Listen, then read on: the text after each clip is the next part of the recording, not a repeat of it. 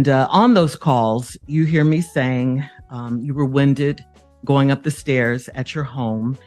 And Marjorie looks at us as the help. And right here and now, I want to apologize to you and Marjorie for what I said. As much as I wish I could, I can't take it back. I can't. I was embarrassed. I was hurt.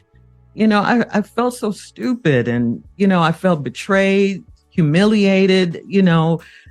It was just terrible. I mean, I kept saying to myself, how is this my life? Police and jail and all of this.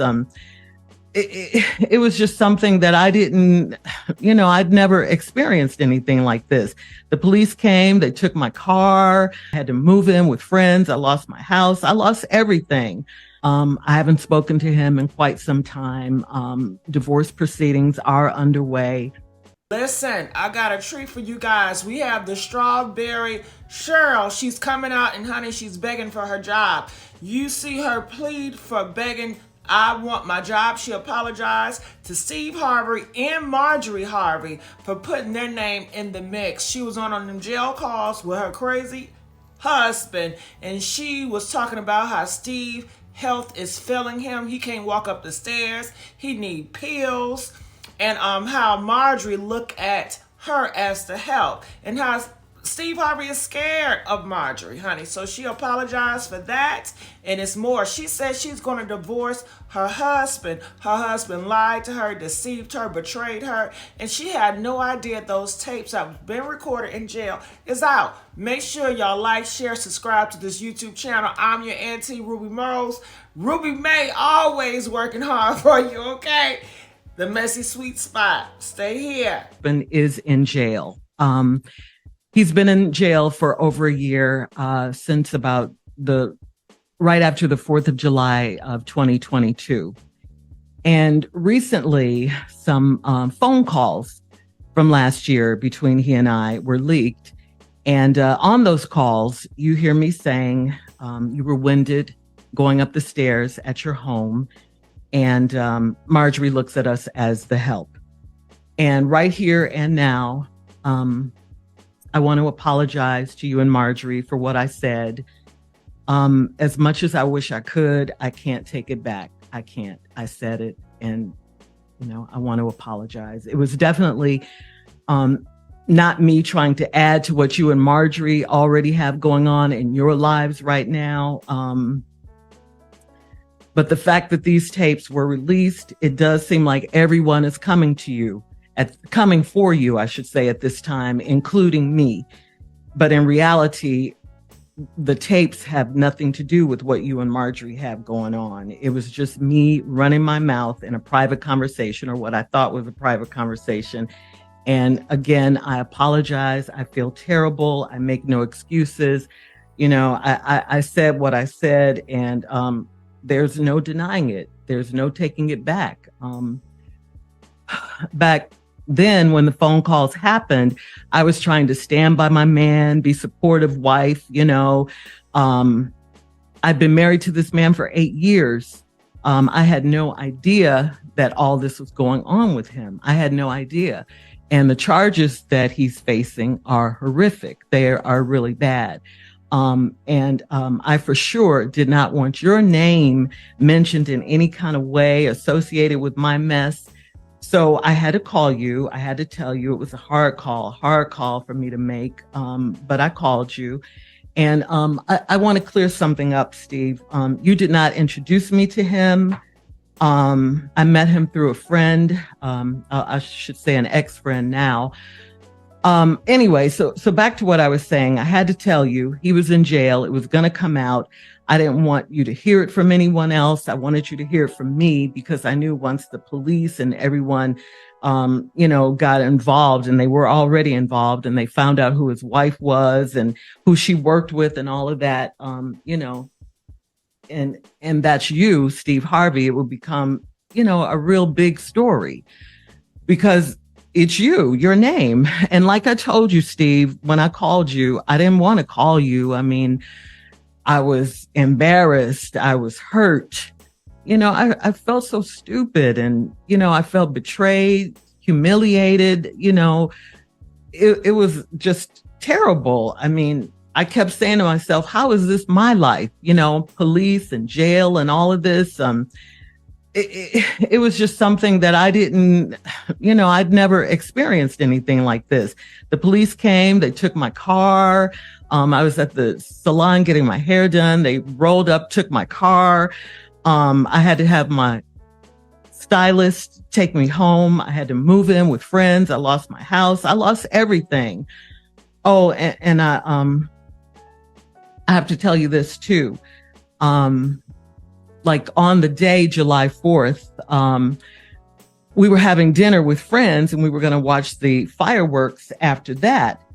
And so the fireworks didn't happen that night because it was like a terrible, terrible storm. So the fireworks got canceled. And when I look back, I see now that was kind of a metaphor for what was about to happen in my life. The thunderstorms were coming. They were coming. The next day was the last time I saw him. He was arrested the very, very next day. I didn't even know he was arrested. I couldn't get in touch with him.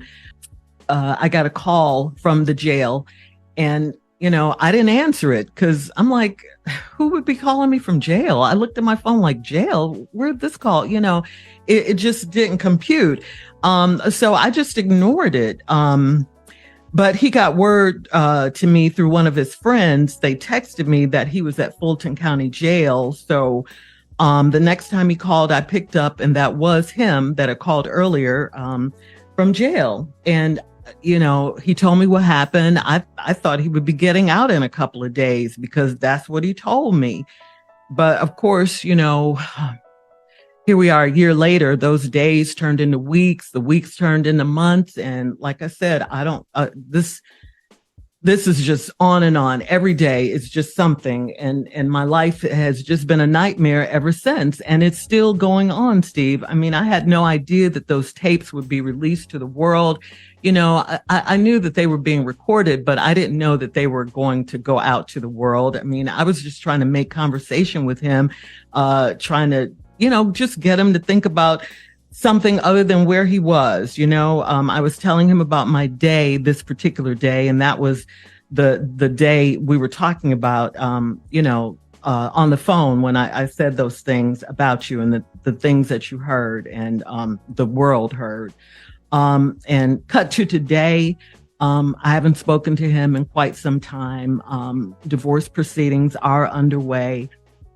And Steve, at this point, all I could say is what I have is my faith. If it wasn't for God, I probably would have, lost my mind or something in this instance. People don't see what happens when these mics go off. Who wants their personal stuff, their private conversations to go out to public? No one wants that. I mean, what could I say to you after this, happened? I was devastated. I mean, absolutely devastated. I mean, I thought of everything, I could lose my job. How could I face you? Everything, what I'm going through is what I'm going through, and I've been going through it for over a year. I just haven't spoken about it. Then on top of all that, these tapes come out and, I'm talking about you and Marjorie, and you guys are going through your own private hell right now. You didn't need me to contribute to anything, and I thought back, because I knew I had to say something, speak on. You created this term years ago in Los Angeles called reality radio. And I'm going to tell you right now, this is about as real as it gets, Sure. And the reason I'm here before you now, I wanted to say it live on the radio, is because your name is in it. We've been friends for a long time, Steve, and these jail calls were made public, and I wanted to give you and Marjorie a public apology and to ask for your forgiveness publicly. I just wanted to have a real moment with you. And, I have to tell you, I've been coming to work every day because, it's my only safe haven right now. It gave me a place where I could still be myself and forget my troubles for a little while, and just, do my job. You know, I want to thank you guys. I want to thank you, of course, Steve, Tommy, Junior, and of course, my girl Carla, you know, for the space and the grace that you guys have shown me. You know, this is a very difficult time in my life, is if you can imagine.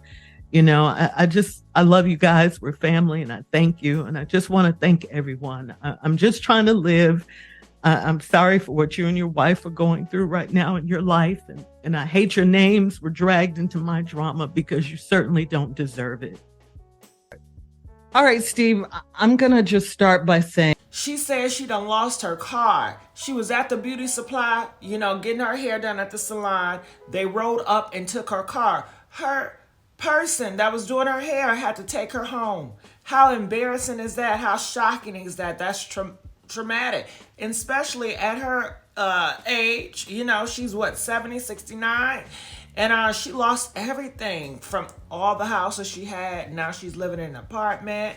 And she's going to need this money. Where else is she going to get paid this much money? And she's 70 years old. Was she going to go work at Macy's? You know, retail? Honey, this is scary times for her. So she had to come out and apologize publicly and put it on the floor.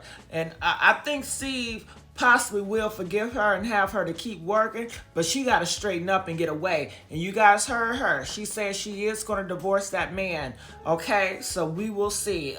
And people love Strawberry Cheryl, and they feel that she is being honest and she is being very genuine with her statement. And they say she has no malice. But what do you guys think? I need you guys to put it on the floor in these comments. Make sure you guys like, share, subscribe here at the Messy Sweet Spot, honey. I'm your auntie Rubymae, and I'm always going to bring you the tea, okay? And I'll see y'all on the next upload.